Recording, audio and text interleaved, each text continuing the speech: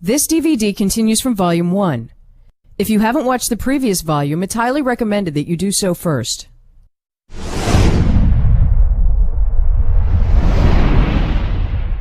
Just as spatial continuity was about taking separate shots and creating the illusion of continuous and unbroken space, temporal continuity is about creating the illusion of continuous and unbroken time. Much of this happens in editing, but blocking and editing are so interwoven that one really can't function without the other. So let's look at the essentials of editing. Editing is really a harsh thing to do because nothing in our world resembles the surprise of suddenly being somewhere else, so we usually want to bring as little attention to it as possible. The edits that flow best are the ones where we have something to follow across the edit because our attention is on that instead of the edit. As the man sits down, we're following his motion and we ignore the edit. Cutting in the middle of an action is a classic way to bridge cuts, and it works with both small and large movement. We might sometimes even create arbitrary action to bridge two cameras that would otherwise be a hard cut. As soon as a character is in motion, editing becomes less visible. Here we cut wide as soon as he starts walking. At the end of the walk, we'll cut close just before he stops. But in static dialogue, we don't automatically have something to follow across the edit, and this can easily get choppy if we cut at random. Here we're cutting between the characters without any particular care, and every cut is a surprise. But if we guide the editing by our curiosity and desire to see a character's reaction, we're following the interaction and we're likely to ignore the edits. Cutting based on curiosity is very effective because as we become interested in the other character, our thoughts shift, which mentally is already an edit.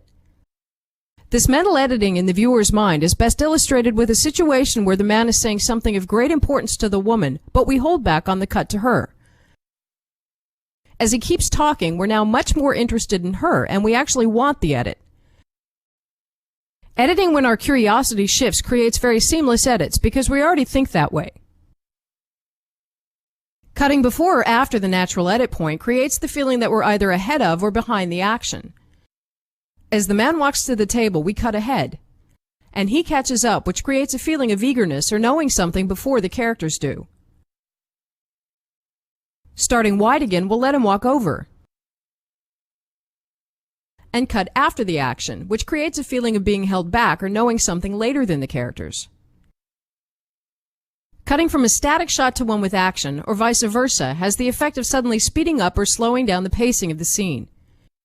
Here we'll first start on the man in a static shot and then cut to the woman's walk into the scene.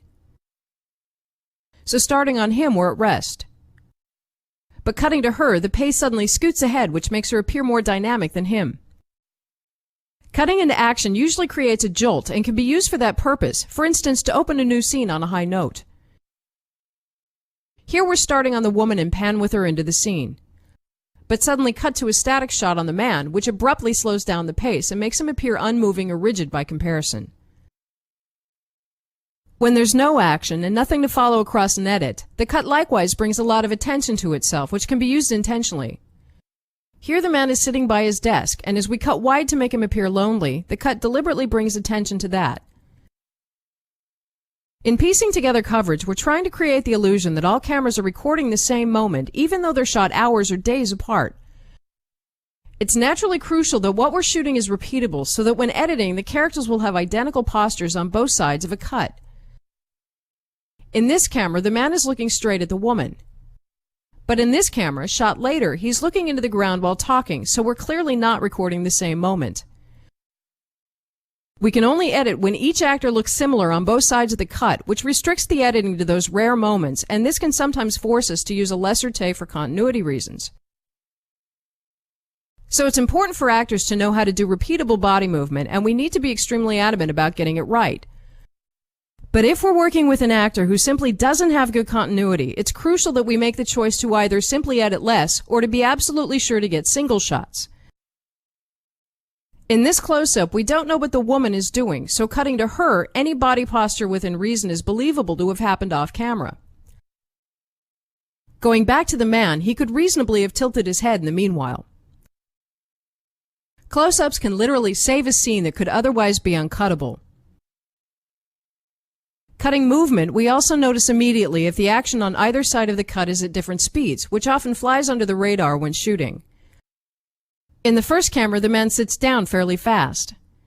And in the closer camera, shot later, he sits down slowly. As we cut it together, there's a sudden change of speed and the scene appears patched together.